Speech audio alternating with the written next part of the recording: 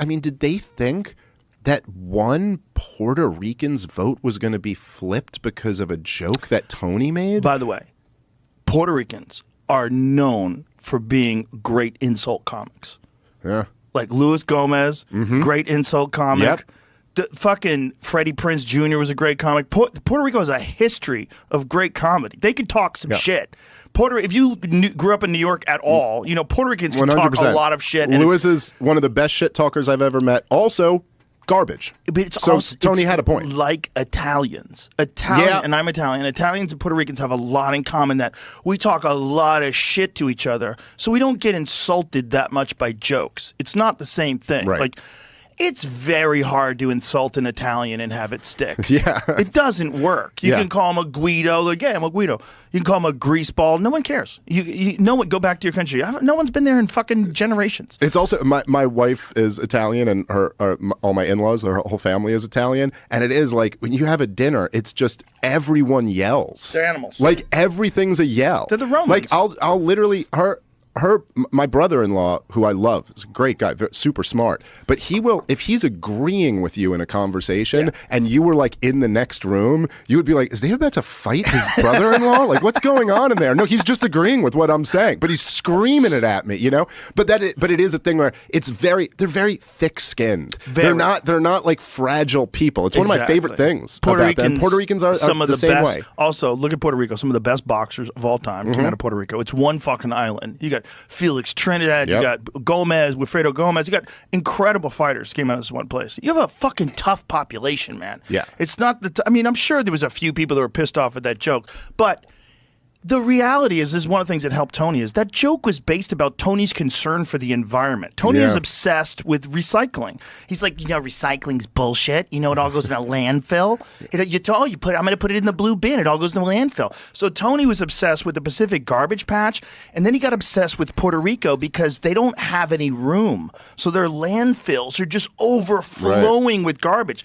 They literally have a giant garbage problem. So he came up with a joke based around that. I think it's called Puerto Rico. I was texting with him after it, and I thought it was so great. I mean, I thought even the bit that he did on Israel Palestine was so funny. He ripped both sides, and then he did. By the way, same with the Puerto Rico thing. There was an underlying really good point to it, which is always like the best comedy when you're just being funny, but at the same time you're like, and he did kind of nail that too, where he was just like, why are we funding wars that have been going on forever? Like, figure it out, guys. Yeah. And then he just got a great rip on Muslims, a great rip on Jews, and so the way they picked out Puerto Ricans. He's going on in the morning. There's no opening act. No one knows there's going to be comedy. Yeah, the most difficult setup. And there's no one on before him other than a prayer. They do a prayer. They were singing prayers and songs.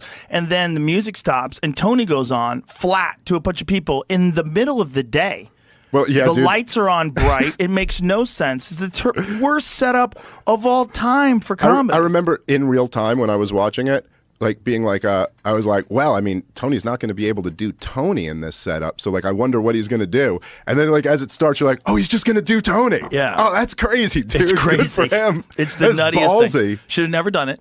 But the fact that he did it, whatever. It's like, listen, man, there's going to be some people that tried to capitalize on that. And that was a big thing. Like AOC really mobilized, which is funny because I'm almost certain that AOC's been to see Kill Tony. Really? Yes. Huh. Interesting. Yeah, almost certain. Almost certain. Wait, here at the mothership? I don't think so here. But somewhere saw Kill Tony. She probably loves it. They're all so funny. I wonder who. Let's call him up. All right. Let's get to the bottom of it. Wait, we have access. Call Tony Hinchcliffe.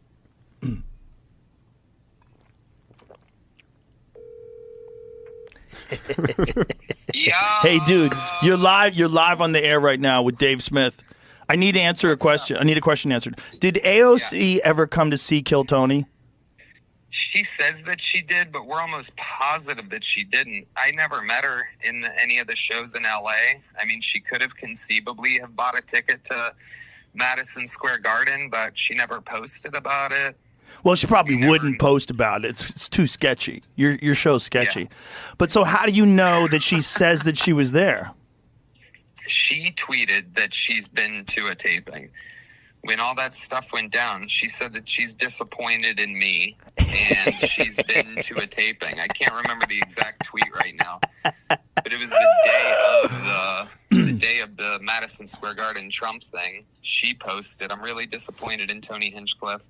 I'm a fan of Kill Tony and have been to a taping." Something like that. I don't want to misquote her like she would certainly do to me. But she's been there and she was surprised? That makes no sense. Yeah. No, nothing these people fucking say make any sense. They're out of their goddamn minds. And now their voices are quieted, thank God. Tony, America's back, baby. America's back! Let's fucking go. Let's fucking go. I gotta go, brother. I love you. Rock and roll. Bye-bye.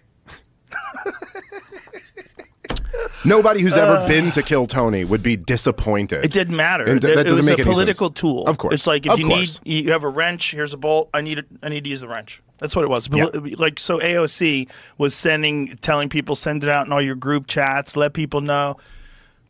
It's not. They're not. But you can't. They're not the most sensitive people. They're like resilient people. They're not going to. People are going to get upset about a joke, but they're also going to understand it's just a fucking joke. And then when they know, and then if someone does tell them, oh, Puerto Rico really does have a giant garbage problem.